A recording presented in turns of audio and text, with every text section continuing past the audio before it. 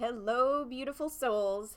Karen Taub here with Relationship Coaching, and I am so excited to be bringing you the second installment of the Resiliency Project. And I'm here with a very good friend of mine, amazing soul, fierce warrior goddess, Jennifer Williams, who is also the creator of Joy Wellness. And that's actually where we're coming to you from, is the Joy Wellness Studio.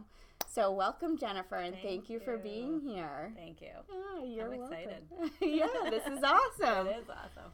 So I have to say, one of the best parts of our journey together is we really were starting out like as entrepreneurs at the same time. Yeah. And so we've kind of gone on this journey together, different stages for, each of us. But it's beautiful for me to see your dream coming to life. Mm-hmm. So what do you think has been like the best part of all of this for you? The best part of all of this is probably the unlimited and copious amounts of information that there is still to learn. It never ends. Yeah. And that's what drives me, is learning more and always like I'm definitely a visionary thinker. I'm always thinking outside the box, so it's fun to have that, like, just to be able to do that in a business. I mean, you constantly have to like reinvent and bring in new ideas and shift and move, and so that I think that constant movement is my favorite part. So there isn't like one thing that is, but it's actually just like the constant movement and flow that is like really fulfilling to me. That's awesome. Yeah. Yeah. And some people would say, oh my gosh, this is a burden. So that's amazing that you embrace it as like a beautiful part of the process, is that it's constantly in motion. Yeah. Well, I mean, that's like how my brain, I can't have it any other way. That's why I chose a long time ago not to do the 9-to-5 corporate thing, because I was dying. I did it for a year and my health declined substantially in 1 year. Wow. And I was like, I can never do this, like ever do this again. Mm-hmm. And it was from that point on that I actually started to create and conspire like these ideas of like, what am I going to do? What can I do? What do I love? And, and that was almost 20 years ago. Yeah. Yeah. Awesome. Yeah. Awesome. So I know we've had many conversations about your journey to yoga. Yeah. And I would love for you to explain a little bit to the audience about what brought you to yoga. So it's definitely more than yoga.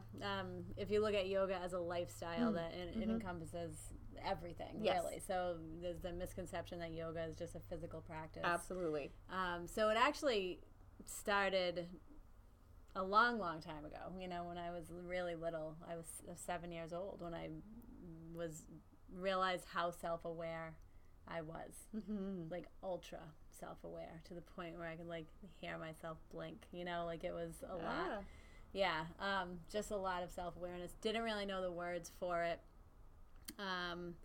Felt a deep connection like with the universe even, and I, again, no words to describe it, but I felt like I knew and could feel and sense that everything was right. I was a part of everything, right? Like this whole interconnected interbeing when I was 7. So that was really interesting. Yeah.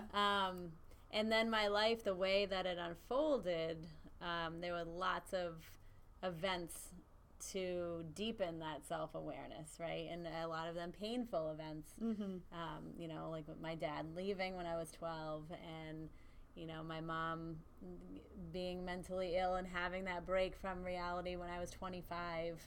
I don't know, just lots of different events. Even like when I went through my yoga teacher training, I had like an awakening, and those are really uncomfortable experiences when you actually have like true, I mean, you might call it Kundalini awakening. I don't even know what it's called, the spiritual awakening. It's not glorious. Sure. Most of this work when you're set on this path is not comfortable. Right. Pretty much 99% of it is uncomfortable. But you don't have a choice, right? Because it's like once it's laid out for you, you either follow it and allow things to unfold and keep learning and remembering who you are, or like you end up asleep and living a life that has no meaning, and you have anxiety and you're probably on lots of medication, and right. you know, like you see in, you know, whatever, if that's what you choose. So it's a choice. It is a choice. It's Absolutely. a choice, yeah. And I always chose to go on, you know, to continue and to be curious about the mystery, you know. I still don't even know what the mystery is, but I keep following it. You know, it guides me along to all these cool places.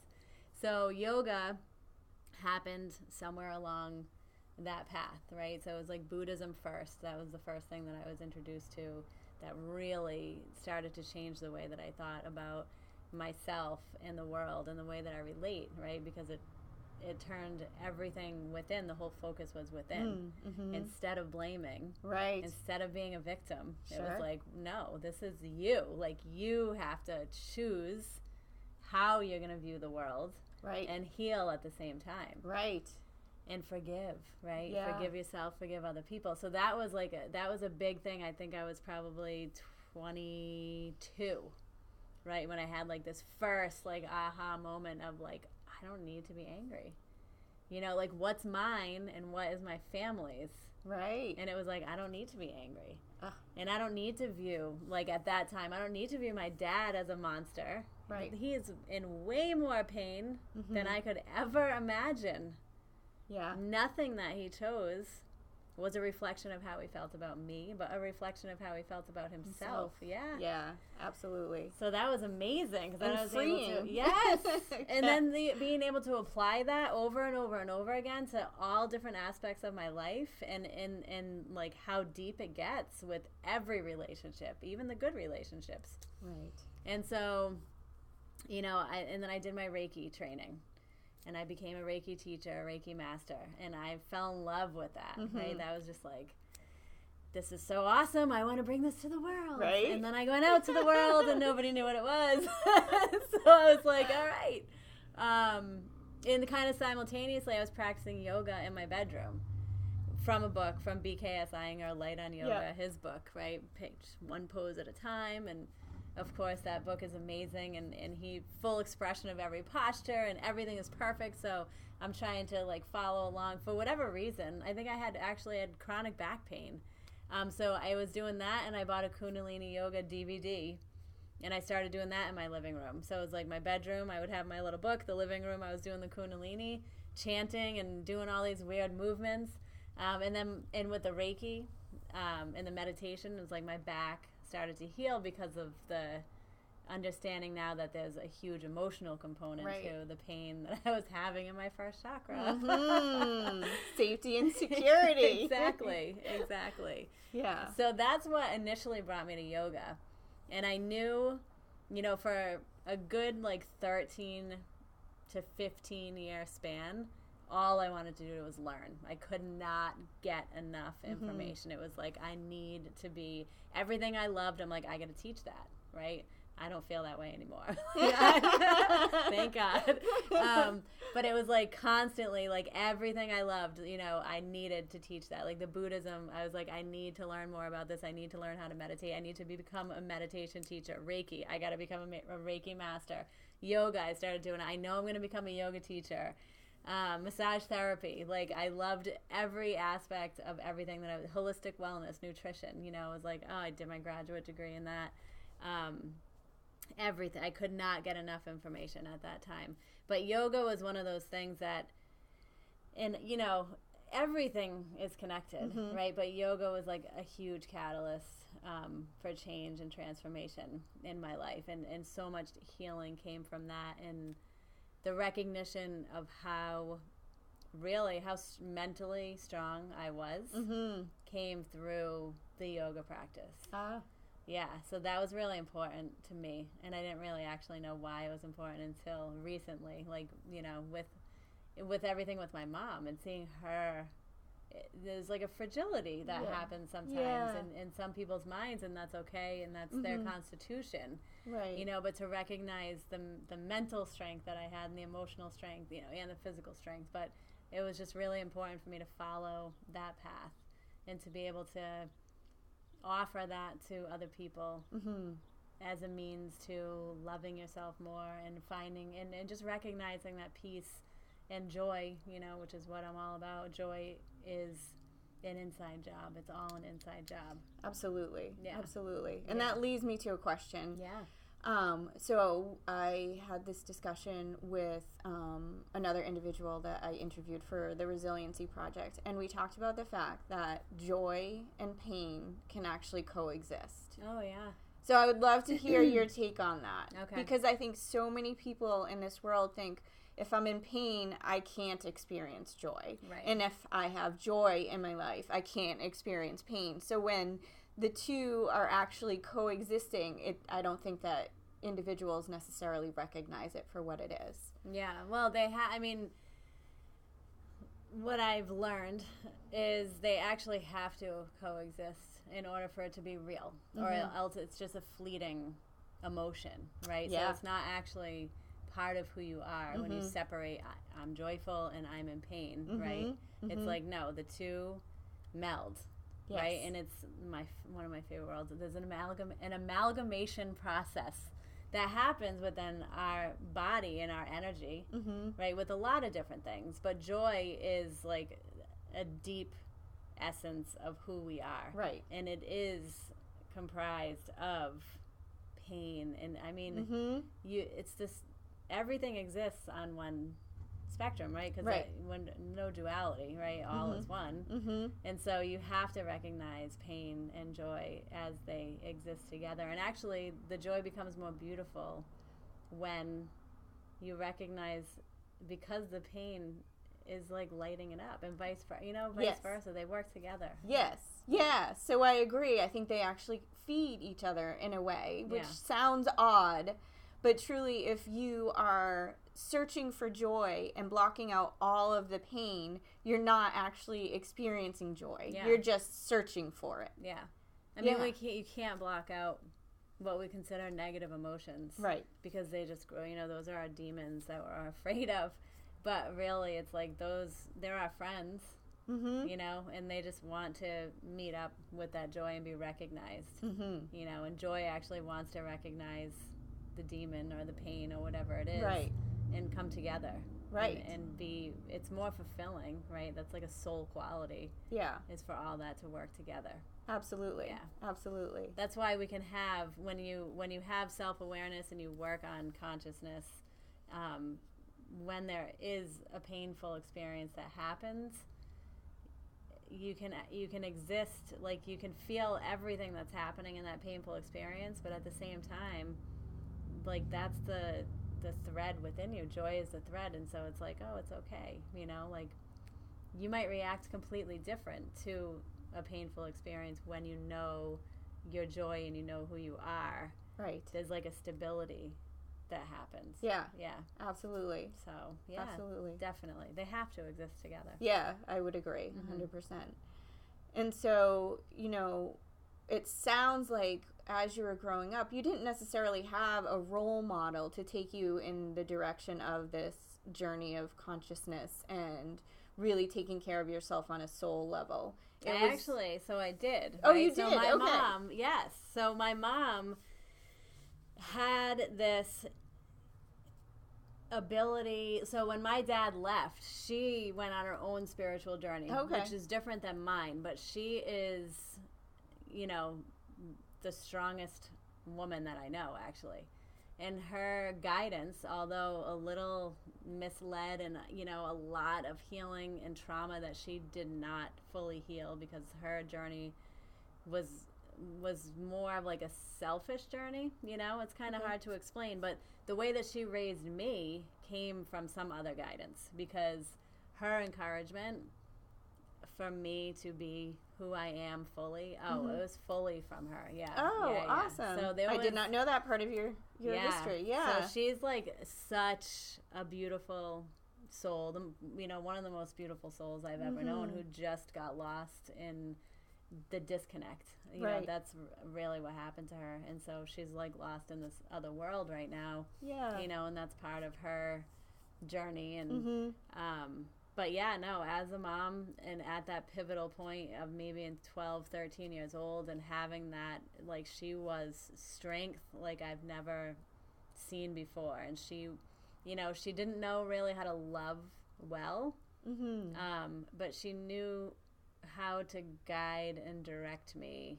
Like I said, it was almost, maybe she didn't even notice it, but she was very spiritual, and the way that she taught me to be was, I mean, it really helped to shape who I am. Yeah. So that's awesome. Yeah.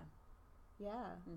So that's another example, really, of that whole spectrum that you were just talking about, where, yes, maybe she did get lost, and unfortunately, mental illness can be extremely challenging, but at the same time, like, she did have that nature to really support you in growing and developing the way that was right for you. Right.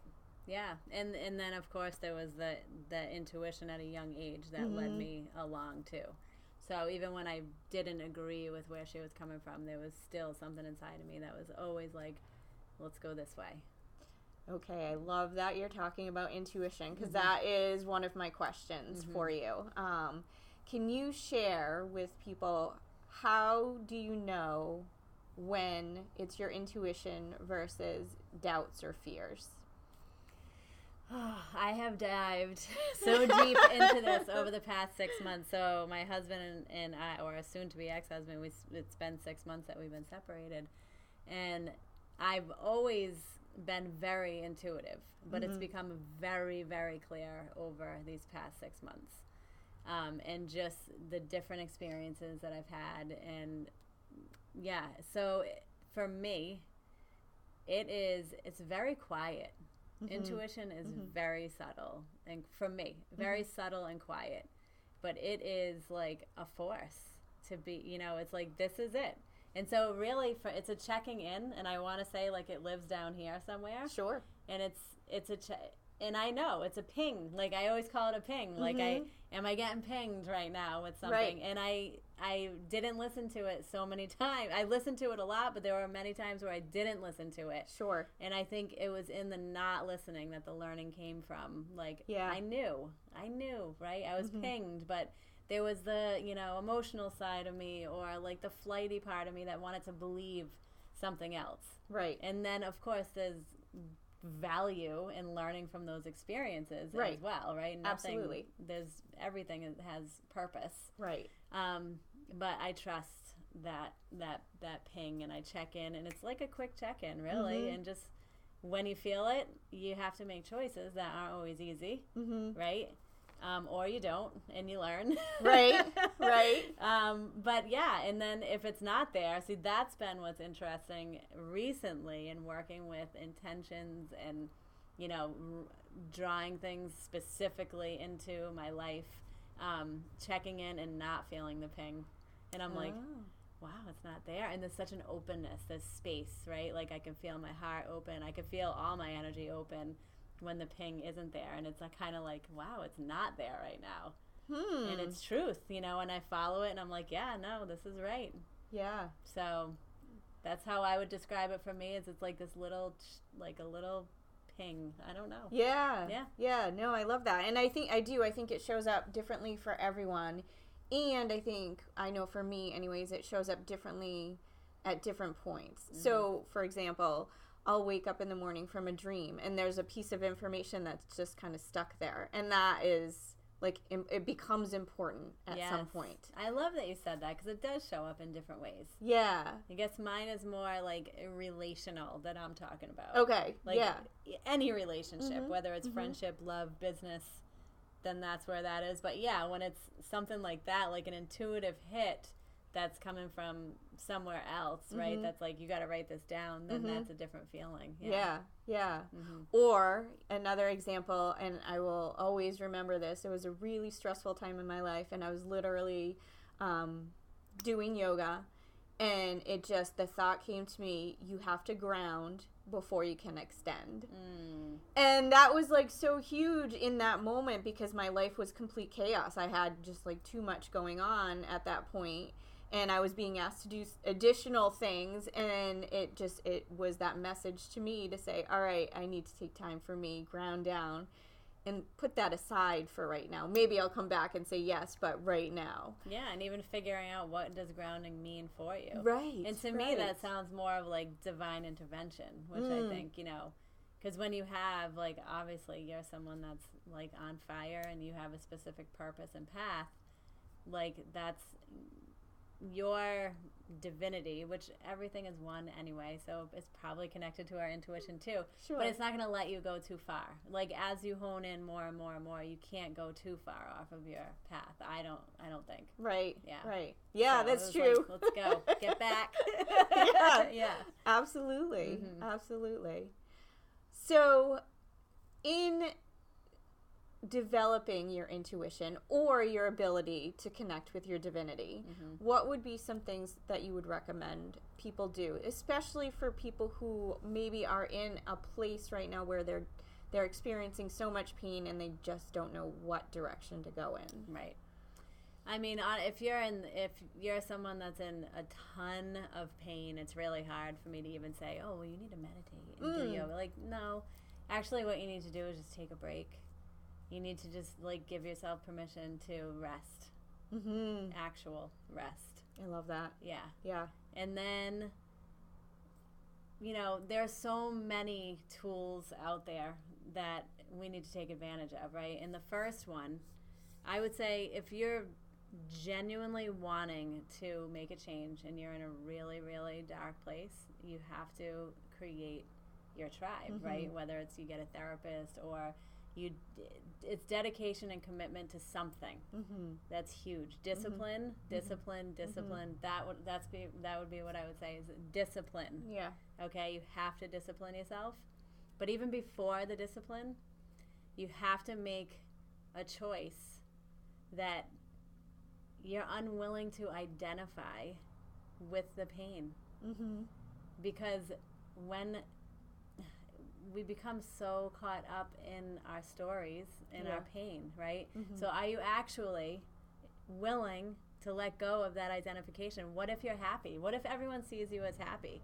They might think you're lazy. They might think you're flighty. They might think, like, oh, must be nice to be her, right? She doesn't work that more. He doesn't work that much, right? Are you willing to let go of what your pain actually gives you? It gives you attention, right? It gives you all the stuff that feeds some part of you. So if you're really willing to make a change, first you got to give up your identification. Right. Doesn't mean you're not healing it. That's the healing process. And then you choose a discipline. And then you deepen that discipline, right? So Swami Satchidananda, one of my favorite things that he ever said was, dig a deep hole. Don't dig a million shallow holes because you're never going to find anything. You're going to find treasure in the deep hole. Right. Right? Right. All paths lead to the same place. So, and there's so much information out there right now, and it's easy to get overwhelmed. Yeah.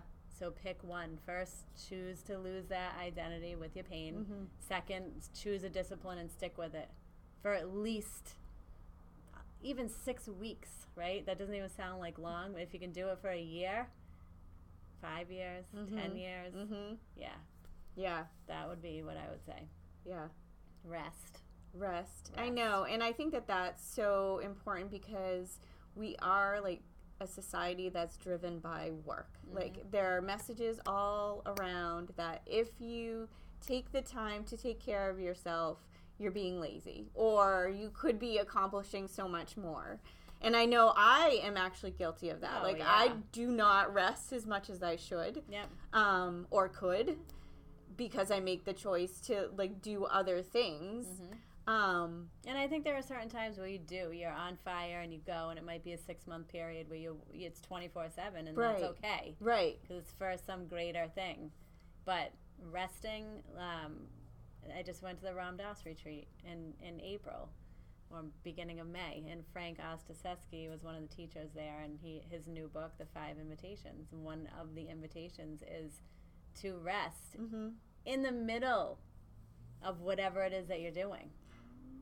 That is all right. So this is a little divinity coming in because you know me and how hard I've been working, and I pulled a card today in the one of my angel cards, and it said reward yourself. And I was like, okay, that's a clear message. Like, slow down, Yes. even if it's just for a day. Yep. Yeah. Absolutely. Even if it's for 10 minutes. Yeah. Literally. Yeah. So there's a lot of caretakers in the world, right? Right. That are constantly in this flux of like emotion overload, just Yes. being constantly drained. Caretakers on many levels, from new mothers to people taking care of their dying parents, right? Literally in those times to take a 5 or 10 minute rest, right? When you're in the throes, that's when it matters. Not at the Right. end when the life is sucked out of you Right. at that point, Yeah. right? Absolutely. So so rest. Yeah.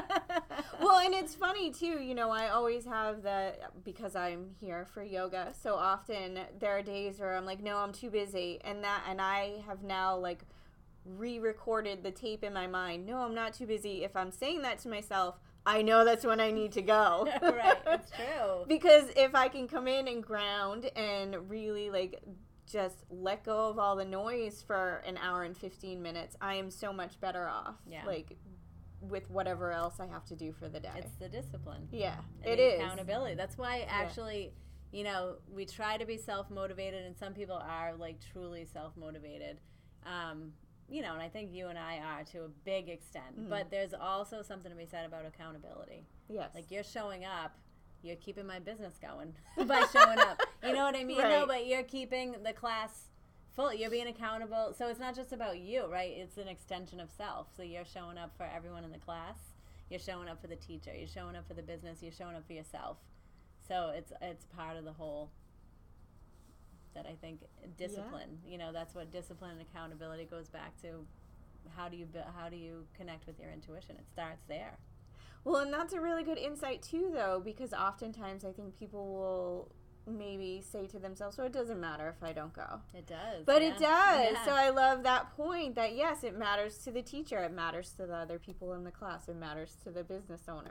Yeah, that's so true. There's a bigger impact than what maybe we see in that moment where we're thinking, oh, it's not that important. But which now it reminds me of, why do we feel that way, though? Some of the times, not saying you, but it could be self-worth.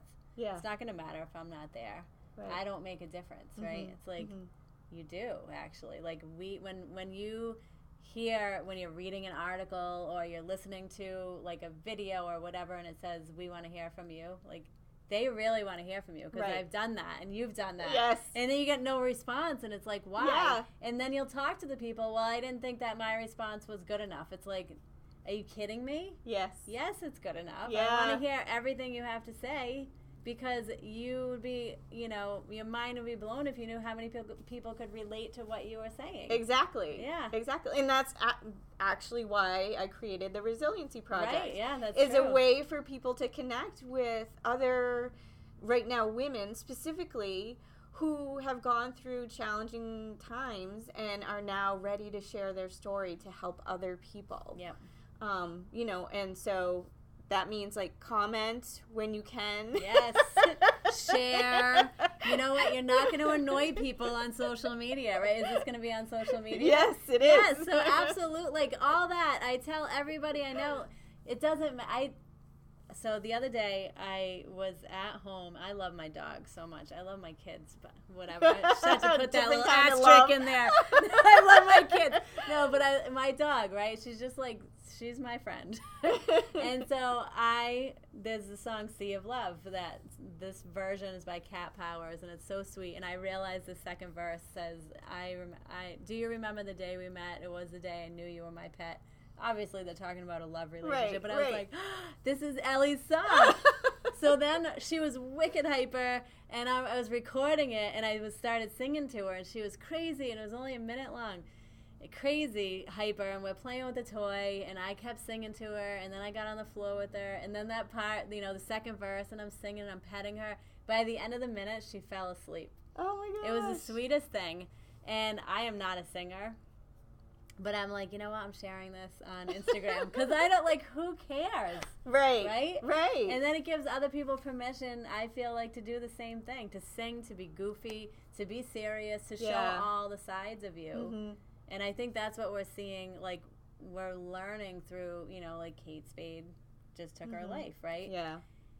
Just show all the parts of who you are. Absolutely. Because you're worthy. And this is all spiraling back to why it's important to not identify with your pain and your story, heal it, create a discipline, take time to rest, right? Yeah. And then when you can develop a meditation practice. And it's like little by little, you chip away at these layers that we build and create. Yeah. And you start to remember who you are, right? It's just a remembering process. Like transformation is just remembering. Yes. Yeah. And that's it. Absolutely. So sing to your dog and put it on social media. And also, comment, share, that whole thing. Like, don't be afraid to show what you're really interested in and what's important to you. And on all levels, it doesn't always have to look happy. Right. That's yes. BS. Yes. So true. So true. Yeah. I love that. Well, thank you so much for sharing. Thank you. This has been awesome. I'm really glad we finally had the opportunity to sit down, being two really busy women. It's been a challenge. Two ships. Thank you for sharing your wisdom. And for anyone who is interested in learning more about Jennifer, definitely check out journeyomyoga.com. If you're in the Salem, New Hampshire area, come to class. I can vouch for it. It's awesome. All the classes are awesome. We have online things too. Yeah. And yoga teacher training and Reiki. Reiki, yes, the Reiki school. Thank you so much. Thank you. Awesome. All right, and thanks for tuning in. Namaste. Namaste.